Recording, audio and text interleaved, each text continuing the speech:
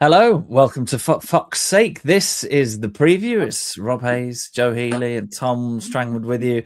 I've tripped over my words there at the beginning because I got so blown away by Pete Selby's brand new intro. Just a little bit of housekeeping, fellas. I've got a bit of echo in one of your. I think it's you, Joe, because Tom's just muted himself, and I think we're all right on that end. Just a little bit of echo. There's proof that For Fox's Sake is absolutely live this evening. Is that any better? Let's give that a go. Yes, 100% better. There we go. Brilliant. Can you still hear us, Joe? Yes, you can. Excellent. Right, we're talking about the M69 derby, and we'll get to that in a second. Just a reminder, for foxsake.news, you saw it there on our brand new intro titles, is our brand new website. It launched 15 days ago. It is just over 2 weeks old. Myself, Pete Selby, and Andy Moore working day in, day out on creating a website that brings a range of content for Leicester City fans, young and old, fans of the women's team, fans of teams from the 70s, 80s, 90s to now, with loads and loads of great stuff on there already, loads more to come. So for foxsake.news, if you haven't seen our website yet, please do check it out. Subscriptions are a very, very reasonable £5 a month.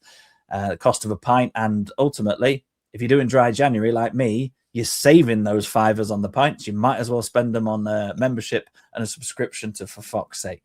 Joe's clearly not on the dry January. You'll also see soon, Joe, we've got you lined up for a fan article as well. I know that. So we've got contribution from myself, Pete, and Andy are fans as well, but also from other fans. We don't just want it to be our three opinions. Now, usually I start the preview with a question of optimism or pessimism, but I know for a fact that all three of us are going to be hugely optimistic, given the fact that Leicester have won 2 games in a row and kept a clean sheet last weekend for the first time since September. So I'm not going to bother with that question. I'm going to come in with a different opening question, and we'll go Joe first. Does the M69 derby actually exist? Is it a thing? Do you care? Well, absolutely. I'm from Hinckley. I mean, it's the biggest one for me. So yeah, I know the chant goes, we hate Forest, we hate Derby, we don't care about Coventry or something like that, but I sure as hell do. It's a big one for me. Certainly growing up in Hinckley, when I was a kid, it was you either supported Leicester or Cov, and judging by some of the terrible banners that go up and all that sort of stuff, yeah, I think the rivalry's getting fiercer all the time. So yeah, I have a little bit of a problem with that chant, because for me, it's probably the biggest one. Tom, it's a big one for Joe. Do you concur with those thoughts, or are you a little bit more reserved on the rivalry? Oh no, I care. I care about it. I think any opportunity to care is a good thing. Particularly when it's a side that thinks they've got something to prove against us. Obviously, we've been brought down a couple of pegs of recent years, so we've got a point to prove. They've got a point to prove, and absolutely. Yeah, there's a couple of there's my preview article's gone on for foxsake.news this afternoon, posing that question, but in a gentle way. But tomorrow morning, there's a post, an article going on from Andy, who has tried to take a sort of broad scope of opinion from a few Leicester fans, a few Coventry City fans, and put all that together and had a look at sort of the rivalry over the years and whether it's getting stronger and stronger, like Joe says. So check out that tomorrow morning. That's going live on the website for foxsake.news. So plenty of conversation around the rivalry. Let's get on to the pitch then, in terms of Leicester City. Tom, your little tagline there says "Play the kids, Marty," and we saw a few of them against Cheltenham last weekend. Now let's caveat this by saying Cheltenham Town are not a fantastic football team, and we only beat them 2-0. But I guess the question for us to talk about in terms of team selection is, did anybody for you, Tom, last weekend do enough getting into the cup side to keep their place for the resumption of the league season on Saturday?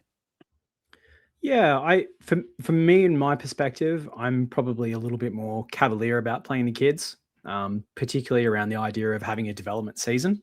So I'm always kind of looking for that and pushing for that as much as possible. I think if you were to be a little bit more even-handed about it, you could possibly say that Badialuko and Louis Page made a real claim to be able to potentially get a start for this match. Certainly Badialuko, I think, had a really good game, and I think offered us a lot in terms of energy and pressing and moving forward, and potentially could be a solution in that right-hand position that could start to solidify a bit of the defense, because it has felt at times like we're still looking around for what our best 11 is moving forward. I still don't think Marty's really found the solution for what could hopefully ride out to be a successful season. So for me, that's a position of great interest. Joe, anybody stand out for you against Cheltenham that you think deserves to get the nod on Saturday? Yeah, I think I'll echo on the Louis Page thing. I think he's looking good actually, and he's looking tidy footballer, and I want to see him get more and more minutes. Really, I mean, it's a shame that he's the one person he's got to sort of displace is Bobby Dakova-Reid, who's been one of our better players. In the last sort of 2 months, I suppose.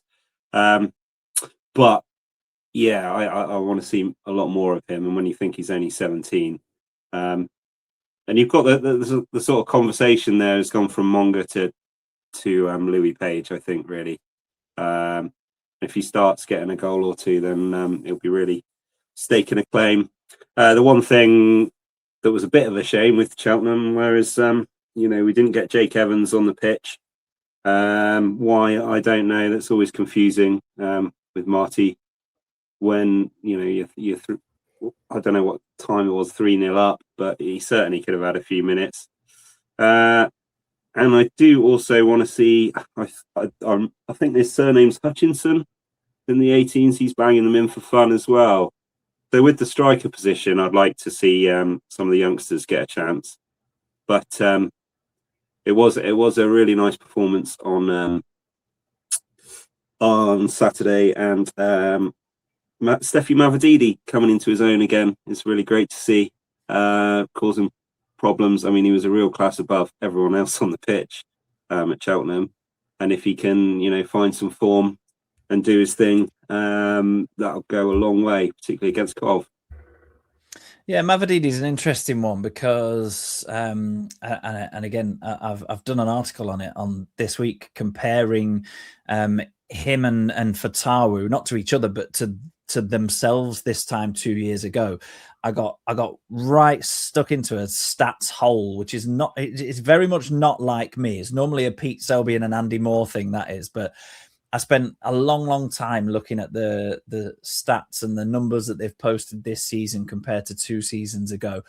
You can see that now on forfoxsake.news. And I said in my sort of introduction to that article that when we started this championship season, we kind of thought, all right, there's a lot of unrest in the supporters. We're not sure what's going on off the field. And there were some big departures in the summer. But the fact that we started the season with Mavididi and Fatawu, who were so clearly stood out as 2 of the best wingers, if not the 2 best wingers in the championship 2 seasons ago, I think we all thought that those 2 almost alone would be able to drag us into a position where we were contending for a playoff place. And Fatawu statistically is pretty much as good as he was 2 seasons ago. Is having as much of an impact, and I would argue probably even more of an impact, given that he's started every single game for us this season and hasn't had other players performing as well around him. So we've had a lot. He's carrying a lot more on his shoulders this time around. But Mavididi statistically is contributing half the amount that he did in terms of goals and assists per minute than he was 2 seasons ago. And I didn't count the Cheltenham stats in that mathematical equation, because I don't think getting a goal and assisted against a League 2 side when you've only got 2 of each across the rest of the season, I don't think that's fair. It would have skewed my numbers a little bit, and I wanted to have a little bit of a dig at him. But, Tom, Joe's alluded to it there. Having Mavididi and Fatawu in form at the same time for a sustained period of time is absolutely crucial to Leicester finding a way to string together a few results and climb up the table. Yeah, 100%. I mean, realistically, our squad is relatively threadbare. I think if we had the opportunity to make moves in the market to reinforce those positions even, I think we'd still do it. But they are quality. And we saw from Mavididi in the FA Cup, when he's on it and he's feeling confident and he's running directly to his fullback and taking them on, that's when we see the best out of him. And I think we're starting to see a little bit more of that. And hopefully he's finding a bit of a purple patch in terms of helping get involved in the game and goals and assists and things like that. Fatawu is a tricky one because I still don't feel like he's playing well. I mean, it's interesting that you mentioned that about the stats, Rob, but for me, I felt like he's been a little bit beneath his level, if I'm honest. Full credit to him. I think he's banging in world-class goals, which is a strange position to be in because you're saying, well, how can somebody be doing these incredible things but also not be playing their best? But it does feel a little bit like we have more to expect and hopefully more to come from Fatawu. I think that strategy moving forward hopefully will put us in good stead. Kind of relates back to what we were just discussing before about having enough squad players with experience and a little bit of sprinkling of kids for the energy and enthusiasm to be able to push them forward and challenge for those positions. And if we can keep these key players fit, like Mavididi and even like an Oliver Skipp, who I think deserves an honourable mention from my perspective, at least for his performance in the FA Cup, just quietly going about business and hopefully starting to build a bit of a rapport with one another. Once we start to bring people into that side to reinforce those positions, hopefully we can kick on.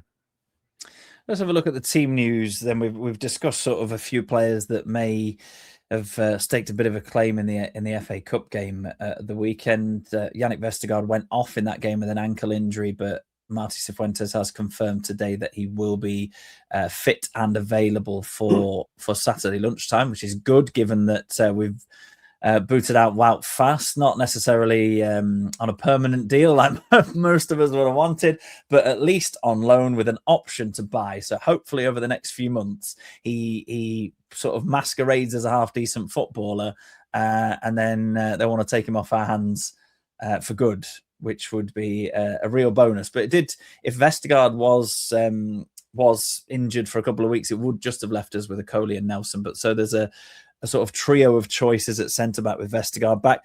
Some great news, which is going to please every For Fox's Sake listener and viewer, and definitely please Joe and Tom, is that Boubakary Samari is fit and available and ready and raring to go against Coventry. I mean, I preferred the news that I heard about him a couple of days ago, which was linking him to a few different clubs. I've got to be honest.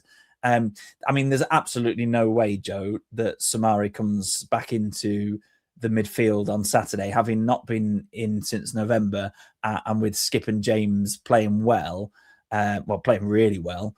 But is Samari a player that you would want to see out the door, maybe try and grab a couple of million for him before his contract's up? Or do you think he still might have a part to play? Yeah, you want to bet he doesn't turn up on Saturday? Marty seems to have a soft spot for him. As do we all on the preview. He's been spoken about many times. I mean, I'm very hopeful. The reason he might get on the pitch, and I will look at it positively and hope that they're putting him in the shop window. Basically, that would be the only reason. Or if you know, or I think Ollie skips knackers or whatever. I think that might be the reason we see him. I would hope, but you know, who knows? As I say, Marty seems to have this strange soft spot for him. I mean, he was a lot of money, that guy, wasn't he? And he was meant to propel us up, you know, to really crack into the European places and the Champions League places. He was one of those kind of signings that goes down in the complete disaster book of a few seasons ago. So, yeah, see you later, mate. I made a chant for him at one point. When you have the ball in play and you give it away, that's Samari. Big fan. Big fan of that. I love that. Tom, I guess the issue, though, with Samari is the fact that you mentioned it a few moments ago, that Leicester don't have the financial firepower to do a huge amount of business in this window. And central midfield, we're not exactly blessed with options because Harry Winks is very much out in the cold. I really hope he gets moved on, because not necessarily if his attitude might be causing problems at the club, but financially, the amount of money he's getting paid every week, we need to get him off the books ASAP. But, you know, if Samari was transferred out as well, you're very, very limited in terms of your central midfield options. And Cifuentes has kind of hinted at the fact that he sees Louis Page as more of a central midfielder than a number 10, or at least that's kind of what I've gathered from it, given that he kind of has mentioned that Bobby De Cordova-Reid is the only natural number 10, and that Leicester are very actively seeking another attacking midfielder, especially with Ramsey out for a little while longer. So it almost might be a case of, look, to shift Samari in this window would take quite a lot of effort, and you'd only get a couple of million for him. So maybe because you already know his strengths and limitations, you might be better off just keeping him for the rest of the season as backup in case Skip or James get injured, and then waving him goodbye out of the free transfer in the summer. Yeah, to be a fly on the wall for those discussions would be really interesting. I mean, if Samaria moves on, is Winks going to come back? There's no chance. There's just no chance. And that would leave us really, really short. Samare seems to be linked every time with Monaco or an Italian club, and every time they come sniffing, but he never actually goes. So my money's on him staying. And I think Marty will probably bring him in at some point. He seems to have a real soft spot for him. And just this, I mean, I think this is the thing that's so frustrating with Marty, is there's a lot of us that want change to happen more quickly with team selections and whatnot. And he seems to constantly want to revert back to this old guard and bring in these tried and true players. And fair enough, there's an argument for that. But I do think Louis Page seems to be a player that Marty wants to play more in the middle of the park, and then use Ramsey and Bobby De Cordova-Reid in the 10. So, I mean, that seems to be the way it's going. I'm not totally confident that we won't see a Samari appearance. I think we will. For fuck's sakes, Andy Moore is watching along live. Evening, Andy. He's watching along on X.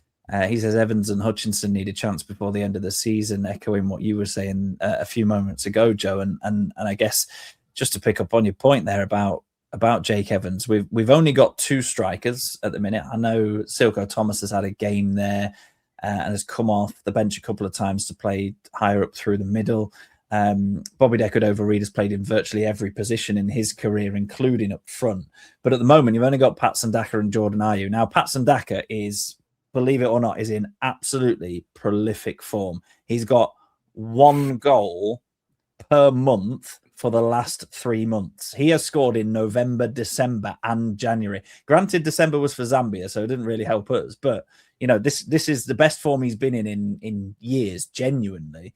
And Jordan Ayew, he's a bit of a sort of divisive character among the fans. I mean, the guy's the captain of his international team. He's vastly experienced, hundreds of Premier League appearances, 5 goals, not taking the world by storm. But, you know, those are your 2 forward options. Carranza has thankfully his poor, disastrous loan spell ended at the beginning of the transfer window. So, you know, Jake Evans missed out on playing for the under-21s on Friday night. And when we saw that squad was announced, we were fingers crossed it's not an injury and that he's being picked for Saturday against Cheltenham. And then, like you said, didn't even get used off the bench. Now, I don't see the point in taking him along to Cheltenham, especially when we were so comfortable in the second half. The onslaught didn't come. It was never going to come. That's the time when you put Evans on, not Jordan Ayew. And this is kind of adding on to your point, Tom, as well, about Cifuentes being so stuck in his ways in a lot of different areas tactically in terms of personnel as well. And yeah, I mean, if we don't get a striker in the window, Joe, are you happy with bringing someone like Evans or Hutchinson in who are scoring goals in the younger age groups and giving them a go? Ultimately, we're not going to have a choice if Daka and Ayew, one of them gets injured or something. But are you happy with the depth there? I mean, I'd be happy if I thought for 1 second they'd get any minutes. But like I'll send Marty a message and say, look, I'll do it for $5,000 a week. I'll sit on the bench and I can come on, for the last 5 minutes. I'm a big boy. Stick me up front, no worries. It's about what Julian Carranza did for us. If I thought he was going to get, this is, I think all of us have said this, and the fans, it's a bit of a weird one. Why are you bringing on Jordan Ayew against Cheltenham? What benefit does anyone get out of that? Even Jordan Ayew himself on his 900th career game or whatever it is, he comes on for a few minutes. If ever there was a time that he was going to play him, it was then. If he was ever going to bring Jake Evans on. So yes, I would be happy with giving that, particularly those two. Like I say, Hutchinson's doing well as well, but both of them seem to be scoring in their respective leagues well. But I just don't trust that Marty will do it, even if it ends up that way, which is a shame, really. He seems to not want to do anything with the young strikers, which is incredibly frustrating because you've got Patson Daka that can't finish, and you've got Jordan Ayew who can't run. Every time someone puts a through ball for him, and you're just looking at him just plodding after it. He's no Jamie Vardy in that respect. So we're desperate for a striker. Everyone knows it. If he was going to give the young guys a go, it would have been Saturday. Rob, can I throw a question out to you both? Yeah. What do you think the reason is that we haven't seen Evans? Do you think it's a trust issue at this point? I think it's got to be a developmental thing, because some players who play well in the age groups don't, just for whatever reason, aren't quite ready for men's football. I think the best example in Leicester's history over the last few years is Kiernan Dewsbury Hall, who didn't break into the Leicester first team until 22, 23.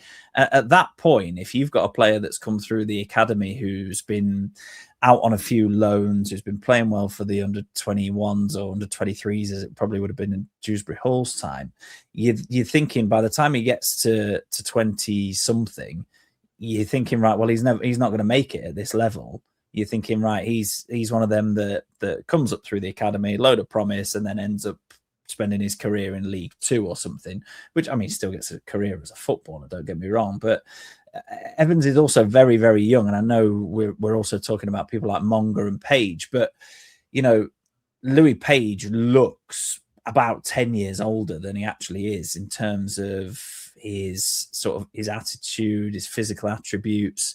And Jeremy Monger, although the fans would argue at the moment he's quite lightweight, and I think probably over the next 4 or 5 years you'll see him put on a bit more in terms of muscle and power.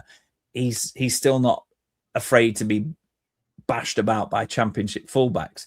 It may well be a case that Jake Evans as a teenager is being protected from the sort of stereotypical championship centre back, if you like. That's my take on it. That's the only thing I can think of. Yeah, it's a strange one. I thought it must be that he's just too maybe he's just getting bashed about in training, and Marty's thought actually, but then he has got a Premier League appearance. I think Rube played him, so that was a year ago or something like that. So it's a bit confusing. It's just a bit strange that you obviously didn't play the game before the FA Cup in the youth squad, and then it seemed to line up as if he was going to feature, but then never did. Do you know what I mean? It's like you would still expect him to play in his youth game, even if he was just going to sit on the bench, and that was the plan, just to get experience. But yeah, and if you've got absolutely no intention of using him, then let him play for the under-21s on Friday night and don't bother taking him. I don't subscribe to the fact with Evans, who's been in and around the senior squad on match days previously. I don't subscribe to the idea that taking him down to Cheltenham for the experience of just getting used to an away day with the senior team and going through the warm-ups. I don't subscribe to that at all. I don't think that he needs that. It's not like he's been plucked from the under-18s and has never played a minute of senior football or has not been around the squad. I get the impression that he's training with the first team on a very regular basis and has travelled as part of the match day squad a few times. It's not like he just did it for that kind of experience, because and the reason I'm bringing that up is because Ben Nelson did an interview this week saying that when he was 16, he got taken away to a Europa Conference League game in Ukraine, and that was good for his development. And I totally get that, because at that time Nelson hadn't been around any senior teams, he hadn't made any senior appearances, not made any match day squads. That fine, and it's a different experience as well, because it's an abroad away trip rather than getting on a team coach for a couple of hours down to Cheltenham. So I don't think it kind of been that. Maybe I don't think it was not the kind of game that Evans could have come on in, because we were very, very comfortable. Very, very interesting one. We're very quickly running out of time, as we always do on the preview.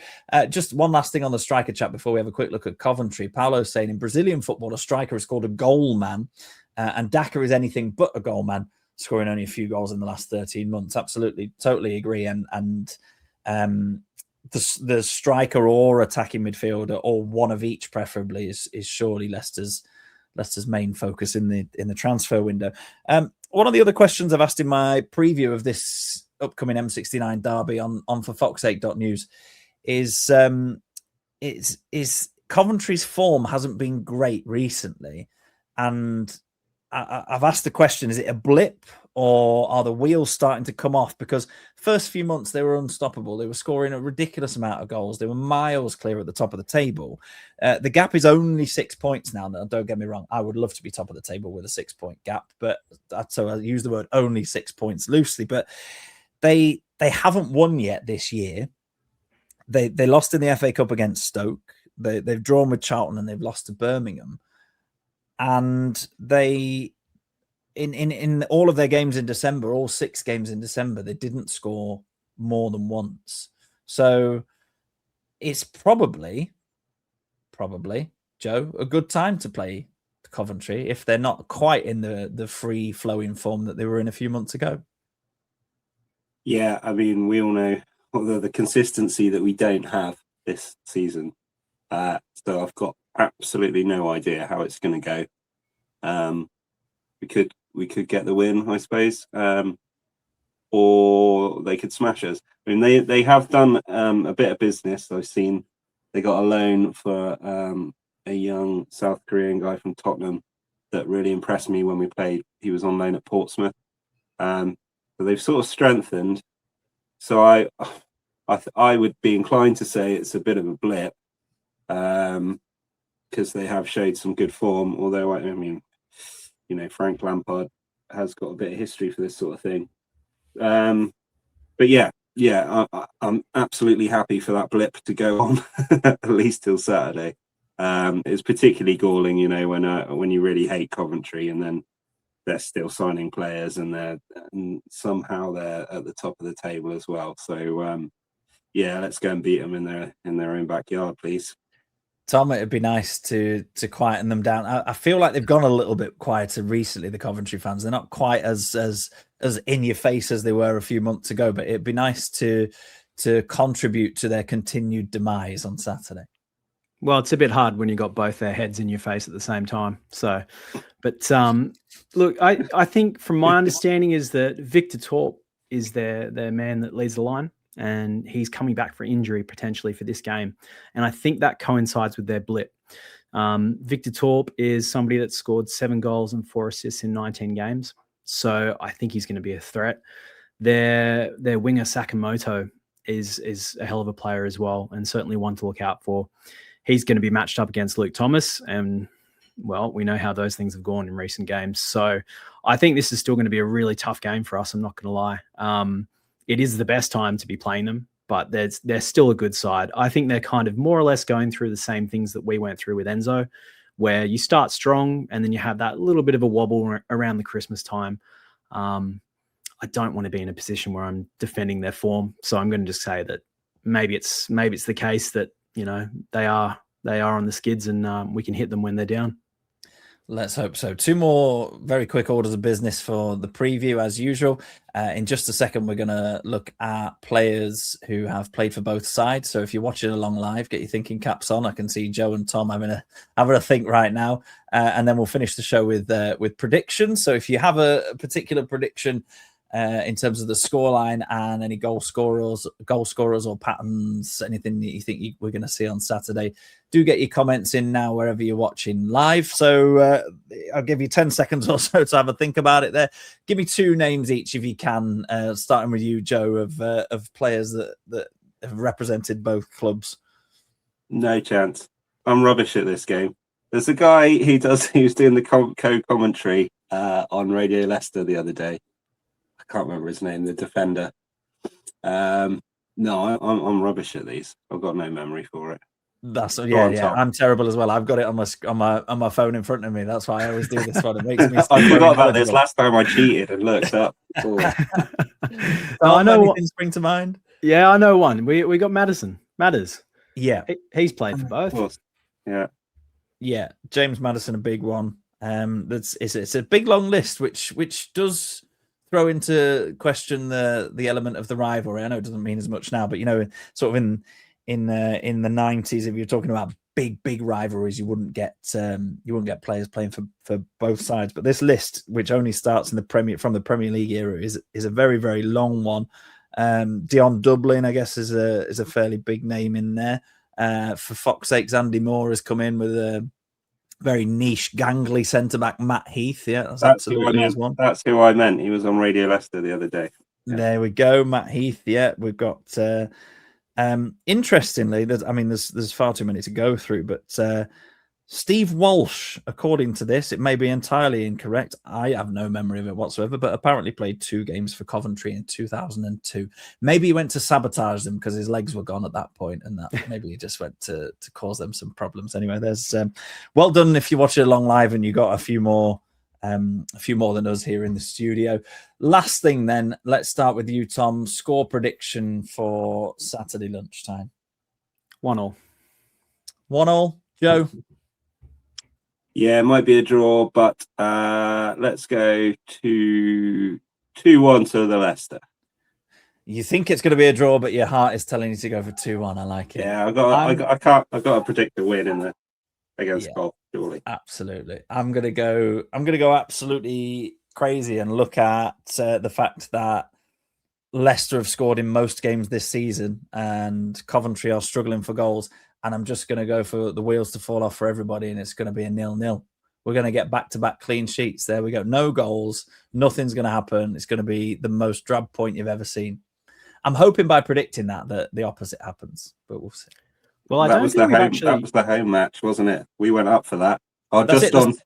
Just on Sakamoto versus Luke Thomas, I watched the whole half of that bang right in front of me, and I do not want to be watching that again, I must admit. You're right. Only goalless draw of the season so far for Leicester came against Coventry. So let's do it again. Right. Thank you, everybody, for watching along live, or those of you that have listened or watched it back. For fox8.news, as a reminder, is our website. There's an in-depth preview article on there of 5 things to look out for from myself that's gone live today. Andy Moore asks the question on Friday morning is the M69 derby actually a thing? Does it exist? So make sure you give that a read. There's also a piece that's gone on today from Pete Selby looking at 6 months in charge for Marty Cifuentes. I've gone 34 minutes throughout the show without wishing him a happy 6-month anniversary in the job, Marty.